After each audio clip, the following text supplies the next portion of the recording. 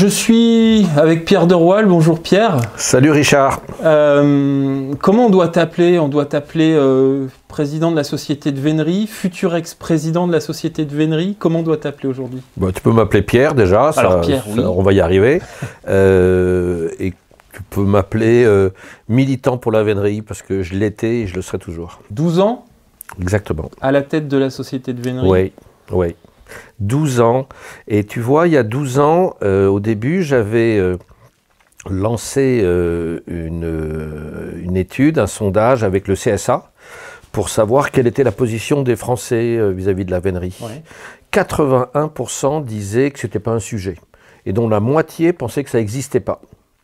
Et qu'est-ce qui s'est passé en 12 ans? La vague animaliste, les réseaux sociaux, et des opposants à la chasse à courre ici ou là, même s'ils sont dans quelques 5 ou 6 équipages sur les 400. Et tout ça, ça a créé une dynamique.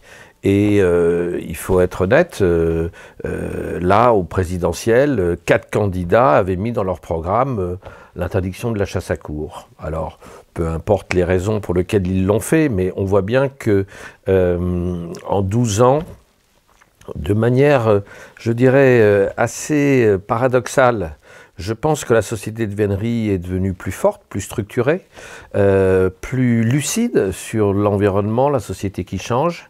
Et en même temps, elle est vis-à-vis du grand public et des politiques qui se font l'écho de tout ça, un sujet de controverse très fort. Et ça fait très longtemps que je vois que cette société bouge, qu'il faut se préparer, qu'il y a du travail à faire en interne parce qu'il faut s'adapter et tout.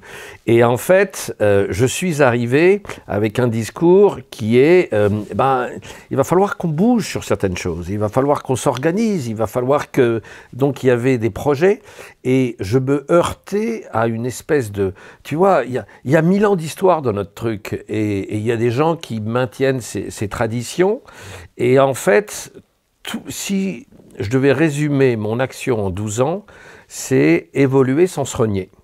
Mais pour évoluer, encore fallait-il, parce que moi, mon seul pouvoir à la société de vénerie, je caricature un peu, mais presque, c'est de convaincre, c'est d'entraîner, c'est de faire en sorte qu'on évolue et on s'adapte. Et tant qu'il n'y avait pas de crise, tant qu'il n'y avait pas toute cette vague qui arrive, animaliste et tout ça, les gens disaient « mais pourquoi voulez-vous qu'on bouge ?» Et j'avais beaucoup de mal à anticiper. Bon, alors, je parle de la communication, mais on pourrait parler de plein d'autres sujets sur lesquels je sentais qu'il fallait qu'on évolue.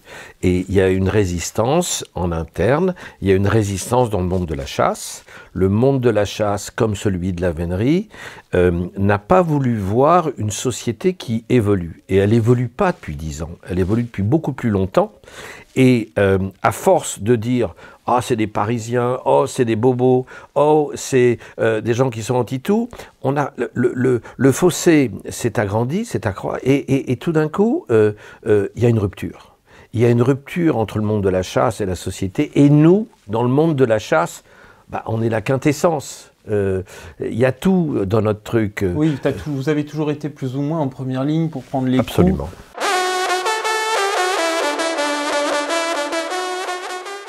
Il faut que ça bouge, et c'est en train de bouger. Nous, dans les 5 dernières années, ça a bougé incroyablement, incroyablement. Le monde de la chasse est en train de bouger. On voit bien, ça ne peut pas être figé. L'erreur des 30 dernières années précédentes, c'est qu'on voulait que rien ne bouge. Pour que rien ne bouge, rien ne bouge. C'était ça la devise. Mais non, pour que rien ne bouge, il faut que tout bouge. C'est un petit peu tout change. Est-ce que du coup c'est un petit peu l'arrivée de Willy Schran, qui est un président justement que les Français connaissent aujourd'hui, hein. C'est sans doute le premier président de la Fédération nationale des chasseurs que les Français connaissent. Est-ce que tu penses que ça participe de ce que tu viens d'expliquer? Ça ne fait aucun doute que Willy Schran incarne la chasse. Il y a, d'un point de vue communication, il est un produit parfait. Il représente le chasseur d'aujourd'hui, indiscutablement. C'est un type qui a une énergie de folie. c'est un type qui a une vision, qui est lucide, qui comprend les choses, et il s'est mis dans l'arène à fond. Alors, je ne sais pas jusqu'où il a pu résister, parce que moi, à mon niveau, je trouve que j'ai pris des coups d'une violence extrême, mais rien par rapport à lui. Mais oui, il a représenté ça.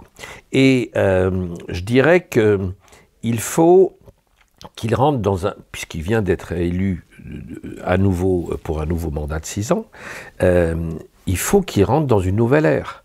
Et le Willy Schran qui cogne, qui brute, etc., c'est ça qui a permis aux chasseurs de se reconnaître en lui, enfin un type qui nous défend, enfin un type qui nous défend. Maintenant, il faut que ce type qui nous défend, où est-ce qu'il veut nous emmener? Et il faut qu'il nous réconcilie avec la société. On a une opportunité, on peut en parler, énorme, c'est que la biodiversité est un immense défi. Je le mets dans sa globalité, un immense défi. Et il faut propulser le monde de la chasse, qui d'ailleurs s'y est fortement engagé pour dire « nous sommes des acteurs ». Alors moi je ne dirais pas uniques, pas les premiers, je dirais juste des acteurs incontournables, et il faut qu'on s'engage là-dessus. Il faut qu'on se réconcilie avec la société. Il faut qu'on comprenne que le chasseur, ça n'est pas cette stigmatisation qu'on veut bien le faire avec le type aviné, assoiffé de sang et tout. Et du coup, tu trouves que, par exemple, la dernière campagne de communication de la FNC, qu'on voit un petit peu à la télévision, avant les journaux, est-ce que tu penses qu'elle va dans le bon sens? Bah bien sûr. Pas toi? Moi je suis pas vraiment là, à vrai dire, pour donner mon avis. Non, mais ce qui est intéressant, il y a eu le congrès de la FNC il y a 3 semaines, on y était à Paris, et où on a vu un Willy qui a fait une intervention d'une demi-heure sans un papier. C'était parfait. Le ton était juste, les intentions, tout était juste. Il a été longuement applaudi d'ailleurs. Mais c'est parce que, d'abord, il a été applaudi pour ce qu'il a fait, et de défendre la chasse, est une reconnaissance qu'on a vis-à-vis de lui, mais il est temps qu'on ait le Willy Schran qui nous emmène dans quelque chose de positif, de constructif. Ça, c'est plus ou moins un conseil que tu es en train de lui donner? Non, mais tu pourrais, amicalement, lui... Ou alors c'est plutôt des attentes que tu as par rapport à son... Oui. Moi, je suis en aucun cas son conseiller. Je dis aujourd'hui, le monde de la chasse doit se réconcilier avec la société. Et elle a plein de raisons de le faire, parce qu'elle fait des choses formidables, magnifiques. Et c'est ça, et comme toujours, un chef, et il est le chef, il a ce pouvoir et il a cette obligation d'entraîner dans une direction. Et cette direction, elle doit être, et je pense que la défense de la biodiversité et la part active que les chasseurs doivent avoir dans ce défi est absolument majeure, est absolument magnifique et peut nous amener très loin et très haut. Cette chasse est incontournable. On ne doit pas être amené uniquement à des régulations de population, je veux dire, et on doit comprendre que derrière la chasse, il y a un mode de vie, il y a des habitudes culturelles. On est tous très en colère, et moi qui habite les Landes, on est très en colère après avoir eu l'ortolan, voilà que c'est la chasse à la glu, c'est l'alouette. Je veux pas être oiseau de mauvais augure, mais la palombe au filet, à la pente, a des soucis à se faire. On voit bien qu'il y a quoi? Il y a une volonté, et qui est terrible dans notre pays, une volonté de gens qui considèrent que c'est en nous détruisant, c'est en nous faisant disparaître, en ayant une approche punitive. Moi, j'en veux beaucoup à des Mélenchon, à des Jadot, de leurs messages stigmatisants. Et qu'est-ce que tu veux que je te dise? Je les vois, je les côtoie. Quelqu'un qui monte une pente à l'alouette, je veux dire, c'est un mode de vie, c'est un style. Ça dure quelques semaines par an, il s'y prépare. On voit bien que c'est toutes ces traditions qui reviennent. Mais pourquoi vouloir tuer tout ça? Pourquoi vouloir faire disparaître tout ça? Pourquoi? Pour quelques prélèvements qui sont totalement insignifiants. Et je crois que ces politiques qui stigmatisent, qui punissent, qui confisquent, je pense qu'ils créent un malaise terrible. C'est là qu'est le cœur des choses. Bien sûr. Comment, ce qu'on en parlait tout à l'heure, il faut absolument qu'on trouve un moyen de combler ce canyon qu'il y a entre notre connaissance de la chasse, l'ignorance du public et du coup les fantasmes évidemment qui sont entretenus par les associations. Alors, et c'est pour ça que là, nous, il faut qu'on y contribue, mais le chef de file, c'est la FNC. Et puisque maintenant Willy Schran est devenu un homme public, on le connaît, on sait ce qu'il est. C'est à lui à envoyer des messages, c'est à lui à donner une trace, c'est lui le porte-parole, c'est lui l'ambassadeur, c'est lui le visionnaire. Et quand j'écoute son intervention à la dernière réunion que nous avons eue, je crois qu'il a pigé tout ça. Maintenant, il faut qu'il nous y emmène. Et ce chemin est pas si facile parce qu'il va y avoir des résistances en interne, il va y avoir des oppositions, il va y avoir des propos caricaturés de nos opposants, mais c'est dans cette direction qu'il faut qu'on aille. Et puisqu'on est en pleine période d'élection, je vois bien qu'à la salle, il essaye de défendre ça, et que ici, dans nos campagnes, quand on aime ça, qu'est-ce que vous voulez que je dise? Ici, c'est des ACCA, dans chaque village, il y a une centaine de personnes, voire plus, un petit peu moins selon la taille des villages, qui se retrouvent et tout. Mais bon sang, c'est important cette vie sociale, c'est important ce goût. Maintenant, s'il y a des choses qui doivent évoluer, et il y a des choses qui doivent évoluer, et un grand chef, c'est de savoir quelles sont ces volets, et de se faire respecter, de se faire entendre par le reste des politiques.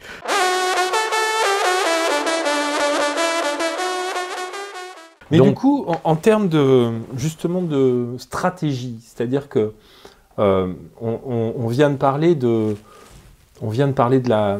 la nature de la chasse et à quel point c'est important de la défendre, mais dans les faits, parce que c'est toujours hyper compliqué de trouver les mots, de trouver la bonne stratégie, parce que moi, par exemple, moi je fais des vidéos, je suis tout seul, j'écris ce que je pense, j'espère que ça a un impact.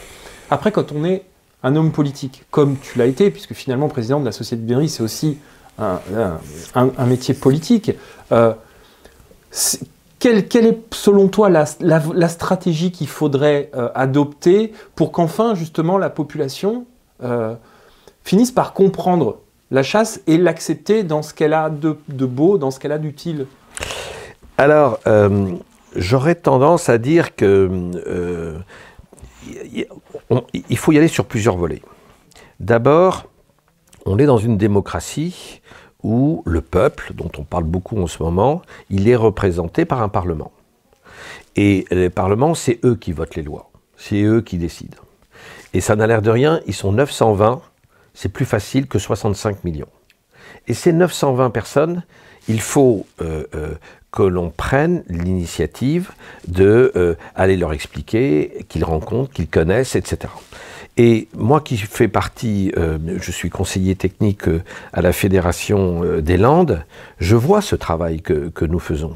Je vois ce souci que nous avons d'aller voir sénateurs et députés pour leur expliquer ce que... Donc l'idée c'est quoi? C'est murmurer à l'oreille des gens qui décident? C'est plus que murmurer, c'est de dire écoutez, regardez, rendez-vous compte. Sachez ce qui se passe, la réalité. Aujourd'hui, beaucoup de ces élus ne savent rien. Tu sais, il y a 3 ans, presque 3 ans, ça fera 3 ans cet été, il y a eu toute la bande de Niel, Hugo Clément et tout, qui nous ont fait le RIP, un coup de vache, et qui avait une liste à la Prévert de folie pour interdire plein d'activités liées au monde animal. Je le dis parce que j'ai tout de suite perçu le danger. Nous nous sommes très fortement engagés. Et je pense que nous sommes les premiers à nous être engagés. Et puis derrière, il y a eu le monde de la chasse, et puis il y a eu le monde de l'élevage, et puis etc., etc. J'ai fait une tournée en 12 étapes dans toute la France. J'étais à l'une d'entre elles, d'ailleurs. Et tu étais à l'une d'entre elles. Et tu vois, et là, je disais à mes amis, écoutez, je vous demande juste une chose, c'est puisque le RIP, le système, c'est qu'il fallait qu'il y ait 185 parlementaires, sénateurs ou députés, qui disent « Ok, on est pour que ce RIP passe », et si c'était le cas, il y avait une loi qui aurait été proposée et qui aurait été votée au Parlement. Eh bien, à peine il avait monté ça, Niel et compagnie, qu'ils sont montés à 110, 120. Mais en l'espace de 3 semaines. Nous, on a fait cette tournée tout le mois d'août et le mois de septembre. Il y a eu à chaque rencontre entre 2 et 10 parlementaires qui sont venus. Mais derrière, moi j'ai demandé à tous mes amis, parce qu'on a 400 équipages en France, on chasse dans 70 départements. Attendez les gars, ça va quoi, on va aller leur expliquer. Je me souviens que tu avais un ton à ce moment-là qui était assez... combatif. Voilà, ah, oui. Il faut y aller maintenant. Ah, il faut y aller. Et tu sais, Richard, on a rencontré en l'espace de 6 semaines 420 parlementaires. 30 parce qu'ils sont venus voir nos chiens, parce qu'ils ont expliqué. Et la vénerie, elle est faite d'une diversité sociale, culturelle, professionnelle énorme. On est allé les voir. Il y en a 30 qui ont dit « Ah, je me suis fait avoir. J'ai signé un truc, je ne le donnerai pas ma signature. » Et en tout, nous sommes allés les voir, et grâce à ça, et grâce surtout, et je veux le dire, les fédérations se sont mobilisées de chasse. Les associations de chasse spécialisées également.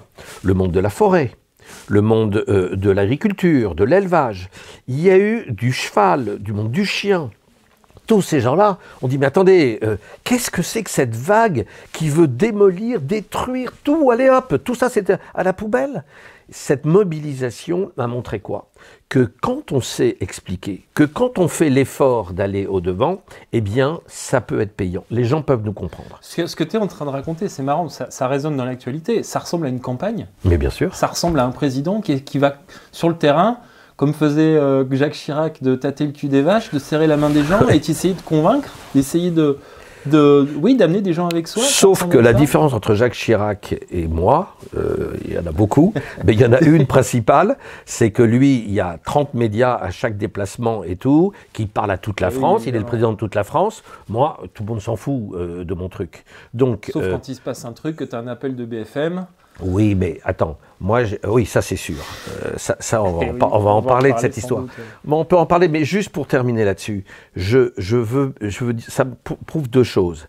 Quand on fait l'effort d'aller au-devant des élus et qu'on fait l'effort d'expliquer qui nous sommes, ça peut être payant. Ces élus, tu sais, il ne faut pas les stigmatiser, qu'ils soient communistes, l'extrême droite, tout. Ils sont là pour essayer d'entendre, d'essayer de comprendre. Nous, on parle avec nos tripes, nos sincérités. Je parle des veneurs, mais je parlerai des chasseurs pareils. Ce que nous faisons sur le terrain est hautement respectable. Et le degré de nuisance que certains veulent nous prêter est absolument ridicule, grotesque. C'est pour ça que j'en veux quand on supprime des pauvres gars qui chassent, des chasseurs qui chassent à l'alouette ou à la palombe et qu'on les emmerde et tout.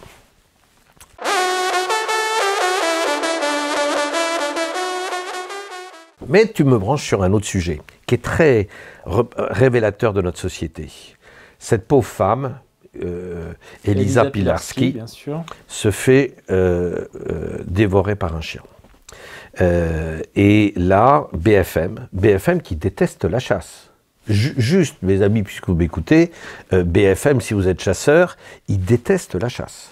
Et juste autre parenthèse, ils ont quand même refusé que les campagnes de pub de la FNC passent sur leurs antennes. C'est quand même révélateur d'un état d'esprit.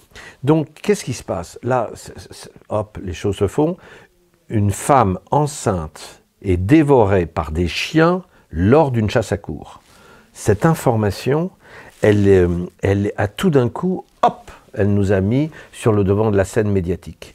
J'ai fait, le premier jour où c'est arrivé, 8 télés et 4 radios.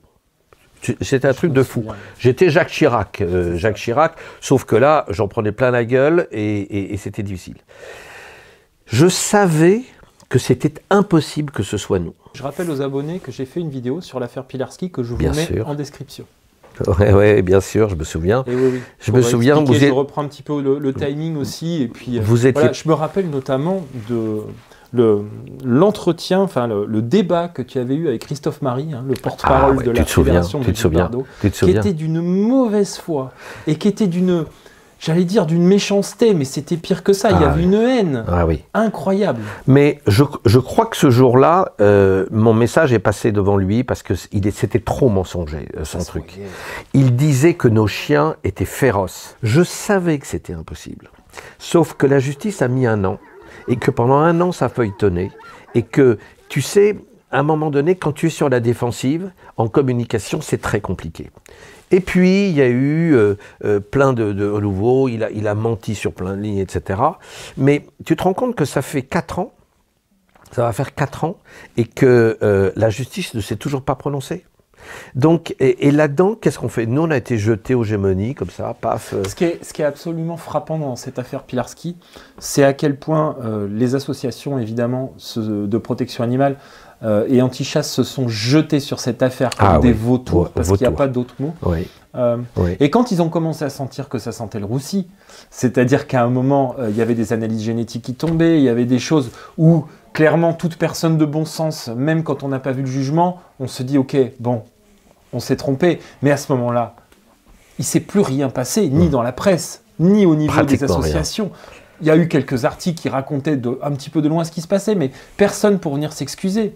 Personne, je pense à Stan Broniszewski, qui est venu quand même sur BFM pour dire que selon lui, qui connaît soi-disant la chasse à courre, le plus probable, c'était bien que les chiens avaient tué cette pauvre femme. Et que la férocité de nos chiens terrorisait les riverains. Mais tu sais, la chasse, comme d'autres activités, elle est présumée coupable. Et tu vois, pardon encore de te couper, mais il y a quelque chose qui me vient quand je t'écoute parler, c'est la dichotomie qu'il peut y avoir entre ce qui est toujours présenté par, encore une fois, les journalistes et les associations comme un loisir. Et on est là tous les deux en train de parler, on n'est clairement pas en train de parler de la préservation de notre loisir.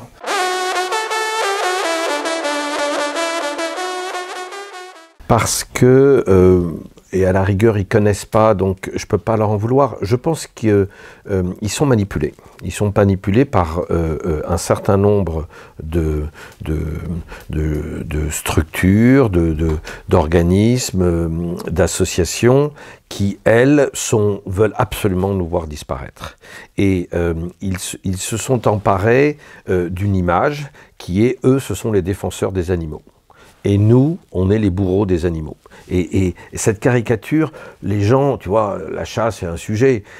Bon, ben voilà, la case, elle est là, aujourd'hui. Et il y a 30 ans, ou il y a 50 ans, encore plus, comment te dire, les gens habitaient dans les campagnes, ils vivaient, ils côtoyaient des gens, ils voyaient bien que c'était pas ça, celui qui allait chasser le lapin qui le ramenait pour... déjà, ne serait-ce qu'au niveau de nos villages, des anti-chasses, enfin, je sais pas, chez toi, chez moi, on n'a jamais eu le moindre... Non, non, mais c'est de notre responsabilité, parce que ce qui me frappe aussi dans mes villages, quand je vais voter aux élections, et là je vois là, la moitié des gens, je te jure qu'il y a 30 ans, je connaissais tout le monde s'arrêter. Aujourd'hui, allez, il y a plus de 50% qui sont des nouveaux arrivants et qui sont là. Les fameux néo-ruraux. Et ces nouveaux arrivants, c'est à nous d'expliquer, c'est à nous de faire connaître, c'est à nous d'attirer, c'est à nous de se faire respecter. Et là, dans l'exercice de la chasse, il y a des choses qu'on ne peut plus faire. Et le problème de la chasse à courre, c'est que ce qu'on appelle, on attaque un animal, il y a une chasse qui se fait, et l'animal, il cherche à se défendre. Donc il va dans des endroits qui sont parfois... Sinon, ça n'aura aucun intérêt, on est d'accord. Ah bah bien sûr, il faut qu'il y ait cette... non, mais il faut le rappeler, quoi, quand même. Que... Bah, bien sûr. Mais par exemple... Et moi, je suis très heureux de l'avoir contribué. Il y a 4 ans, il y a eu un vrai incident dans une forêt en Picardie, où la chasse s'est arrêtée dans le village, où il y a eu, enfin bon, peu importe, ce cerf qui a été abattu, dans des circonstances que certains connaissent. C'est fini, c'est fini, c'est pas possible. Aujourd'hui, à notre époque, c'est pas possible. Il faut un équipage de chasse à courre. On a des chiens qui sont tenus. C'est-à-dire que moi, j'ai mes chiens à 100 mètres. Si je leur crie « arrête », à peine plus fort que là, ils s'arrêtent. Et pourquoi est-ce qu'ils s'arrêtent? Parce que cette discipline, elle fait partie de notre... Et il y a des endroits où on ne peut plus aller. Moi, j'ai des images de cerfs qui étaient dans des cours d'école, et le maître d'école et tout, et c'était la fête dans l'école. Ça, c'était il y a 70 ans. Aujourd'hui, c'est pas possible. Il y a une chose dont j'aimerais bien te parler, parce que je crois que quand je dis il faut que aussi nous on balaye devant notre porte, il faut qu'on se prenne en main. La vénerie, c'est 30 000 chiens et c'est 8 000 chevaux. Et la société d'aujourd'hui est devenue, a pris conscience de l'exigence qu'il y avait dans ce qu'on appelle le bien-être animal. Moi, j'ai envie de parler de bien-traitance. C'est un problème sémantique, mais pour moi, le bien-être, c'est réservé aux humains. Et la bien-traitance, c'est les devoirs que les humains ont envers les animaux. Et ils sont très importants. Aujourd'hui, il y a du savoir, des connaissances qu'il faut acquérir. Et le chasseur ne doit pas se contenter d'avoir son chien et partir à la chasse. Il doit s'occuper. Et c'est en cela que c'est un mode de vie. Et c'est en cela que c'est un engagement énorme. Mes chiens, je les nourris 365 jours par an. Ils sont là. Moi, là, par exemple, tout à l'heure, on va sortir. J'ai mes chiens d'1 an qui rentrent dans la meute. Donc, il faut qu'ils restent en meute. Il faut qu'ils comprennent qu'ils restent en meute. Moi, si je dois traverser un jour une cour de ferme et il y a de la volaille, il n'y a pas un chien qui doit partir dessus. Ça se forme. Quand je te disais tout à l'heure que je dois dire à une chasse, une des difficultés majeures à la chasse, c'est que nos chiens partent sur un change, un nouvel animal. Bon, eh bien, moi, je les arrête. Je les arrête quand j'en suis sûr. Et ça, je dois pouvoir dire arrête tranquillement et tout. Ça se forme au chenil. Et plus que ça, et ce qui, en fait, au fond, ceux qui chassent à courre et qui sont passionnés par ça, c'est quoi? Ils sont passionnés par la relation qu'on a avec son chien, comme on lui. Il faut que ton chien, la manière dont il te regarde, je parle à vous tous qui avez votre chien sur votre canapé et tout, dans son regard, vous savez s'il a faim, s'il a soif, s'il veut sortir et tout. C'est cette revanche, ce que tu arrives à faire avec une meute, j'arrive même pas à le faire avec mon épagnol, moi. Tu vois, par exemple, l'arrêter s'il part au chevreuil, j'ai toujours pas réussi à trouver la solution, personnellement. Oui, alors, tu sais, beaucoup de choses se jouent très vite dans les premiers mois. Ouais, Et il y a un truc que je fais, moi, maintenant, c'est que les petits chiots, ils sont sevrés à 2 ou 3 mois, et je les enferme même plus dans le chenil. Donc, je vais les chercher, et ils viennent ici. Alors, ça déconne à mort, hein, les pantoufles, les trucs, tout ça. Mais moi, je passe énormément de temps, tu vois, et ce que je veux, c'est que mes chiens, quand j'arrive... Alors, moi, je travaille à Paris, à la vénerie, j'y allais beaucoup, donc je ne suis pas toujours là. Il y a un piqueux qui s'occupe de mes chiens, la rosée, et comme il les nourrit tous les jours, il les sort tous les jours, oui, il préfère la rosée. Sauf que moi, je veux qu'ils me connaissent et je veux qu'ils m'aiment aussi. Alors, je faillote à mort. Donc déjà, pendant toutes ces vacances, c'est moi qui m'en occupe. Et puis, dès que je viens ici, et la première année, les chiens, ils ne chassent qu'avec moi. Je veux qu'ils m'entendent, je veux qu'ils comprennent. Et puis, ma voix, qu'est-ce que je leur dis? Est-ce que je les gronde? Est-ce qu'au contraire, je les stimule et tout? Je veux absolument qu'il y ait cette connivence parce que c'est ça qui est passionnant. J'ai une chienne, cette année, pour un veneur, c'est le Graal. J'ai une chienne qu'on appelle une chienne de change. Ah, c'est celle qui s'arrête toute seule dès qu'on a changé l'animal. Exactement. Et qui revient. Et une fois, elle a commencé... J'ai fait une saison de chasse très médiocre, moi, cette année. Je sais pas, ça poussait pas, ça marchait pas et tout. Et à un moment donné, cette chienne, elle a dit « J'en ai marre que vous chassiez comme des gorées, vous êtes nuls. » Et on changeait tout. Moi, je savais pas si c'était bon ou pas. Enfin, tu sais, bon, cette chienne, tout d'un coup, s'est arrêtée. Et la première chasse, je dis, merde, mais qu'est-ce qu'elle nous dit, etc. Est-ce qu'elle a raison? Est-ce que bon? Et puis, après, elle a eu raison. Et la deuxième chasse, je me souviens, elle est venue me voir, elle était près de mon cheval, et puis elle a fait, ouh! Oh là là là. Je suis descendu de cheval. Tu lui as fait le câlin de l'année. Je te remercie et tout. Alors, comme elle est un peu sûre d'elle, elle est très belle chienne, je vais te la montrer tout à l'heure, elle s'appelle Mirabelle. Elle m'a boudé. Écoute, t'es facétie, là, tes trucs, t'es sympa, fais ton boulot, arrête les chiens, puis on va faire ce qu'il faut, tu vois. Il y avait pas. Ouais. Moi, j'idéalisais un petit peu cette relation. Toujours est-il que grâce à elle, j'ai remis tout le monde d'aplomb. Et elle s'arrêtait à chaque fois que c'était pas bon, rechassait. Et ça, qu'est-ce que tu veux que je te dise? Ça fout des émotions de folie. Le soir, tu t'endors pas. Tu t'endors pas quand tu la regardes qui fait ça, etc. Tu essaies de comprendre, et puis elle en a entraîné des autres. Quand je te dis c'est un mode de vie, s'il n'y a pas cet engagement, cette passion, cette envie de connaître, cette relation, cette complicité, ça marche pas. Donc, alors tout ça, tu comprends, toi tu m'écoutes, là, je sais pas, les téléspectateurs vont trouver cette interview sympa ou pas, peu importe. Mais le grand public, il pige pas mon truc. Je suis un cinglé, quoi. Qu'est-ce que c'est que mon truc? Mais c'est surtout que on se bat contre quelque chose d'absolument terrible. C'est que tout ce que tu es en train de dire là est absolument balayé par l'image d'un cerf épuisé sur le quai d'une gare. Bien sûr. Donc notre difficulté principale, elle est là. Bien sûr, bien sûr. Alors, de ce point de vue, il y a un autre combat que moi j'ai mené, que je suis en train de mener, et qui est très délicat. C'est que je pense qu'il y a des forêts périurbaines qui ne sont plus compatibles avec le libre exercice de la chasse à courre complet. Plus. Il y a des forêts, quand on est très près de Paris, où il y a des milliers de gens qui se promènent et tout, je pense que, j'ai essayé de convaincre, d'entraîner mes amis pour leur dire, là il faut qu'on arrête, on n'est plus à notre place, on n'est plus à notre place. Il faut le comprendre, la société bouge, il y a des lotissements, il y a des gens, des promeneurs, des joggeurs, enfin...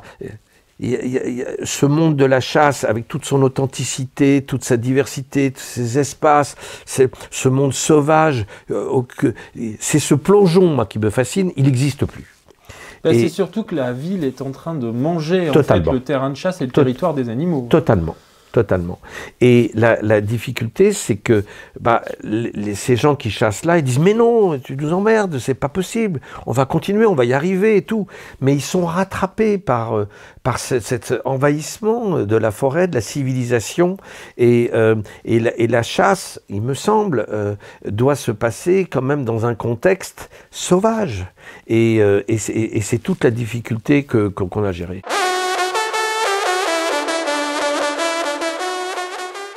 Il y a un sujet qui m'intéresse particulièrement, c'est ce que toi, en tant qu'héritier en fait de cette passion qui est la tienne aujourd'hui, parce que tu es un héritier de ton... Je suis un dépositaire de 1000 ans d'histoire. C'est ça, ouais. C'est ça. Il y a des gens qui disent aujourd'hui, on entend souvent par exemple des expressions comme la chasse à course à la prochaine à y passer. Si demain... si Jean-Luc Mélenchon avait été élu président de la République et s'il avait interdit la chasse à courre, comment tu penses que toi, Pierre de Roal, t'aurais vécu ce moment-là? Il y a d'abord, je vais me défendre bec et ongle.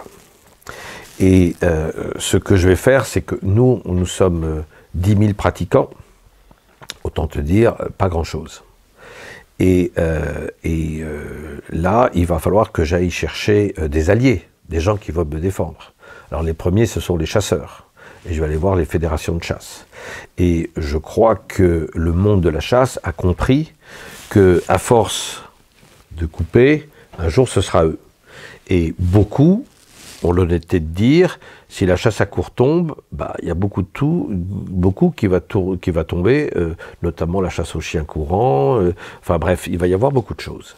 Donc ça, on va dire que dans le monde de la chasse, c'est acquis. Mais c'est aussi le monde du cheval, mais c'est aussi la forêt, parce que la forêt, d'une certaine manière, c'est la même chose. Ils ont des associations, il y en a une qui s'appelle Canopée, qui s'encercle autour des arbres, qui les empêche de couper, qui considère, et Mélenchon là-dessus, sur la forêt, il est très clair, il considère que c'est un bien public. Mais c'est quand même terrible par rapport à notre constitution, par rapport à notre démocratie, notre république. La propriété privée, ça a quand même une valeur. Là-dedans, il y a des gens qui chassent chez eux, donc tout ça peut se défendre. Tout est malaxé, remis en... C'est une espèce d'essoreuse machine à laver qui tourne, et on remet tout en cause. Mais à force d'aller voir les uns après les autres, je peux me dire que le monde agricole, et au moment de ce RIP, les agriculteurs, les forestiers, les éleveurs, les chasseurs, les pêcheurs et tout, mais ils représentent à un moment donné. Ça va, cette démarche politique punitive et confiscatoire, et de dire c'est vous les responsables. Qu'est-ce que je suis responsable? On prélève 4000 animaux par an, 3 chasses sur 4, c'est l'animal qui sort vainqueur, et on continue, et on est fasciné par cet animal. Mais est-ce que tu ne penses pas que... Parce que les arguments pour la défense de la chasse à courre, que j'ai défendu moi-même, que je continuerai à défendre... Et je t'en remercie. Et je t'en remercie. C'est avec grand plaisir. Est-ce que tu ne penses pas qu'il y a aussi beaucoup de fantasmes autour d'une sorte de lutte des classes, Bien justement, qui arrive justement d'une certaine gauche, qui fantasme des bourgeois en redingote qui vont... Nous, on a 3 défis énormes. On a le bien-être animal et la cruauté qu'il y a autour de la chasse, et les gens sont persuadés qu'à poursuivre un animal, on le met, c'est d'une cruauté indescriptible. Qui par ailleurs veulent la réintroduction du loup, qui chasse strictement de la même façon. Ils veulent ça, et tout d'un coup, ces animaux, à la chasse à courre, jamais ils ne meurent d'épuisement par eux-mêmes. Hein. Si on les a pas, on les a pas. Hein. Premier point, je reviens, c'est cette cruauté. Le deuxième point, c'est la mort. La mort est un sujet tabou dans notre société. C'est dingue. On les fout chez Orpea pour qu'ils aillent mourir, nos vieux. Voir la mort, c'est bien. Est-ce que ça viendrait à l'esprit d'une personne de filmer sa mère ou sa grand-mère qui est en train de mourir sur son lit de mort? Donc c'est ce que nos opposants font pour choquer et montrer. Parce que la mort est quelque chose d'une violence terrible et qui interpelle toute la société. Donc on a ce deuxième truc, nous, c'est qu'on donne la mort. Et parmi les animaux que nous chassons, le cerf théâtralise la mort. Il va dans un endroit, il est somptueux, il est là devant les chiens, et il y a un homme qui vient, nous on dit de servir, qui vient le tuer. Et cette mort, le fait que sciemment le fait, que tout ça provoque des réactions, et puis la lutte des classes. Et le problème, c'est que sur ces 3 sujets, on a beau dire et répéter les choses, la chasse à courre, et l'héritage de la chasse à courre, c'est vrai que c'était la noblesse, la royauté, d'abord le roi, et puis ensuite la noblesse française qui avait des propriétés. Mais aujourd'hui, depuis 50 ans, elle s'est ouverte, et heureusement, et bravo. Et cette diversité sociale fait que la réalité sociologique, c'est que ce sont des passionnés. Alors, le truc, et vivre ensemble, je sais pas, moi j'ai été élevé comme une valeur importante de nos démocraties. Alors c'est vrai qu'il peut y avoir un banquier, qu'il peut y avoir la particule. Alors moi j'en ai une, tout d'un coup, comme si on était supérieur aux autres parce qu'on a une particule. Qu'est-ce que vous voulez que je vous dise?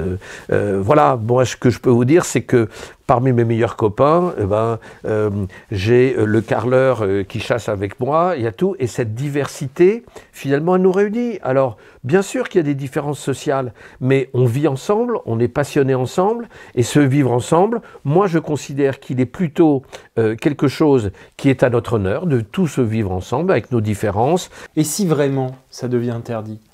Si c'est interdit, et on serait tous tristes, clairement, on serait tous tristes. Ouais. Et tu ressentirais quoi au-delà de la tristesse? De la colère? Tu ressentirais quoi?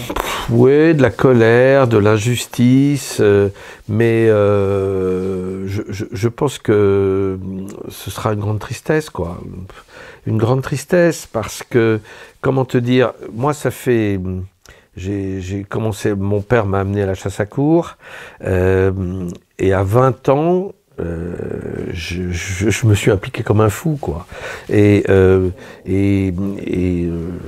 évidemment, j'ai la chance d'avoir une famille, des enfants, mais moi, j'ai gagné de l'argent à Paris, et je le dépensais entièrement ici. Je ne peux pas te dire, j'ai 66 piges, comment te dire, c'est toute ma vie, donc c'est sûr que... Parce qu'il faut dire une chose quand même, c'est que ces chiens-là, si demain il n'y a plus de chasse à courre, ils vont disparaître. Bien sûr, bien sûr. C'est du patrimoine aussi. Demain, s'il n'y a plus de chasse à courre, bon, je ne sais pas si je pourrais les garder, parce que moi j'ai une trentaine d'amis qui cotisent une association pour le faire vivre. Je n'imagine pas de m'en séparer. Je ne suis pas dans ce scénario-là. Je me dis juste... de ne pas y penser? Oui. Que ce soit possible? Oui. En fait, souvent on me demande, mais est-ce que la chasse à courre va continuer? Et je leur réponds, en fait, j'aime pas cette question, c'est à quelles conditions elle peut-elle continuer? Et en fait, c'est ça mon engagement, c'est pour ça que c'est parce que je suis passionné de ça que j'ai accepté cette responsabilité en tant que président de la société de vénerie. Voilà. Mais quand tu vois, tu le disais toi-même en début d'entretien, quand tu vois qu'il y a 4 candidats qui mettent dans leur programme l'interdiction de la chasse à courre, on se dit qu'on vient de sans doute, je touche du bois, mais on vient sans doute de gagner 50 sursis. Est-ce que j'ai raison d'employer le mot sursis? Est-ce que vraiment, dans 5 ans, il n'y en aura pas 6, 8 qui vont porter l'interdiction de la chasse à courre? Est-ce que entre-temps, il ne va pas y avoir l'incident de trop et qui va faire bouger le... Est-ce que malgré tout... on peut être serein, ou est-ce que le risque existe vraiment? Non, on est une activité, un mode de chasse qui a une précarité, une fragilité. On est de la porcelaine. Hein. On est de la porcelaine. Et ce qui peut se passer, c'est qu'un jour, il y a un événement, il y en a malheureusement eu, majeur, qui est fortement médiatisé. Et là, le politique va s'en emparer. Si Madame Elisa Pelaski avait été tuée par une meute de chiens, on n'existerait plus. C'est sûr. Donc, heureusement que c'est pas possible intrinsèquement. Oui, heureusement, ça c'est pas possible. Mais pas un coup de chance. Ça peut être un autre événement, tu sais, qui peut se passer. Donc c'est pour ça qu'il faut qu'on soit très prudent. C'est un sursis. Que nous avons. Et il faut que les veneurs comprennent que chasser à courre aujourd'hui a un prix. Un prix en termes d'engagement, en termes de discipline, en termes de respect, en termes de cohabitation. Voilà, c'est tout ça. Donc c'est quoi? Ça veut dire que finalement le sens de l'histoire, c'est la disparition de la chasse à courre? Non, je crois que si on arrive à se faire entendre, à se faire comprendre, je pense qu'elle peut demeurer. Mais la médiatisation, la surmédiatisation d'un événement, et il y a des gens qui nous attendent au coin de la rue. Quand Brigitte Bardot envoie son directeur général dire que nos chiens sont d'une férocité, qu'ils sont extrêmement dangereux et tout, j'attends que ce jugement ait lieu pour essayer de faire une action en justice et de dire à quel point on a été quand même... on les connaît, leurs méthodes, hein. Ma chaîne YouTube, elle en est pleine de leurs mensonges, de leurs outrances et de leur envie de salir. Et donc, bien sûr qu'il faut se défendre du mieux qu'on peut, et dès qu'on peut les mettre face à leurs responsabilités au niveau de la justice, il faut y aller. Mais en tous les cas, ce qu'il faut comprendre, c'est que nous, si on tombe, ça sera qu'une étape. En fait, la volonté des opposants va beaucoup plus loin. Et la relation de l'homme à l'animal est beaucoup plus forte. Et la place de l'homme dans la société, dans notre environnement, est fortement remise en cause. Et là où ils veulent nous entraîner, tous ces courants de collapsologues, enfin tous ces mouvements qui sont, je trouve, des dérives. Et la force, c'est que je ne me sens pas coupable. Tu vois ce que je veux dire? Je ne suis pas en train de camoufler quelque chose. Je suis en train de défendre quelque chose qui a totale légitimité. La chasse à cour est ouverte à qui veut venir la voir. Oui, vraiment. Et donc je me sens légitime. Et c'est pour ça que je crois que ce combat doit être mené avec intelligence, avec lucidité. Et puis il faut comprendre qu'il y a certains combats qu'on ne peut plus mener.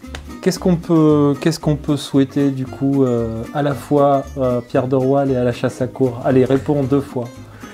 À Pierre de Roial de continuer à chasser et à la chasse à cour de continuer à exister. Voilà, ce sera le mot de la fin. Merci infiniment pour cet entretien, Pierre. Avec grand plaisir, Richard. Merci de ton temps.